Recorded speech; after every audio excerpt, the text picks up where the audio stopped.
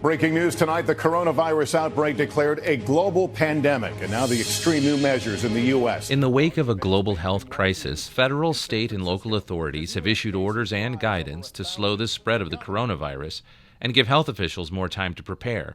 These new orders direct all individuals to shelter in place. Shelter in place. To shelter in place. In many cases, officials issued shelter-in-place orders.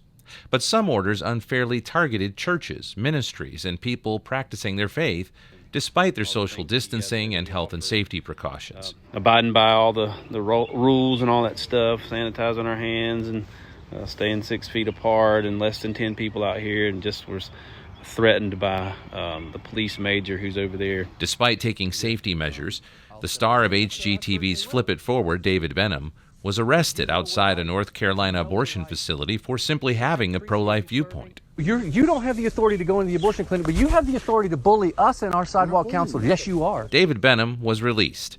Officials agreed not to enforce the law against him after Alliance Defending Freedom filed a lawsuit against them.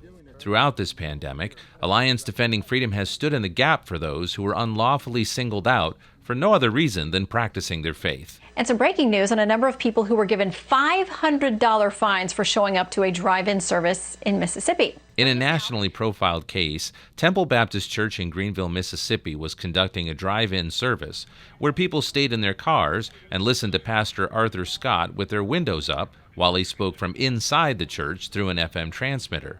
8 police officers came and gave the Temple Baptist Church and Pastor Scott $500 tickets for being in the church parking lot. This was happening while other businesses, like the Sonic Drive-In right down the road from the church, were free to operate. Really, it doesn't make any sense. Just 2 blocks down the street's the Sonic, and they can sit in there and talk and eat. But a couple blocks up the other way, they can't even come with the windows rolled up and me preaching inside the church. We're deeply concerned because the First Amendment is not completely suspended, even during times of crisis. ADF filed a lawsuit against the city of Greenville, Mississippi, and the city rescinded its restrictions on Temple Baptist. And the mayor needs to understand he's not a king. There are limits to government authority. Back on March 25th, ADF took its first action to protect places of worship in the state of Washington. In response to ADF's demand letter, the state clarified its guidance to allow churches to live stream their services online. Since the beginning of the pandemic, ADF has advised over 3,000 churches and ministries across the country to help protect their religious freedom. Alliance Defending Freedom has been active in Washington State, Indiana, Nevada, Oregon, Michigan, Massachusetts, North Carolina, Mississippi, Tennessee, New York, and Kansas.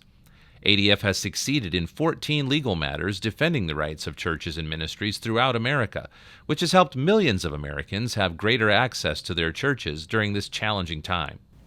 But the legal battle continues as new cases arise, and ADF continues to defend people of faith by sending demand letters and filing lawsuits.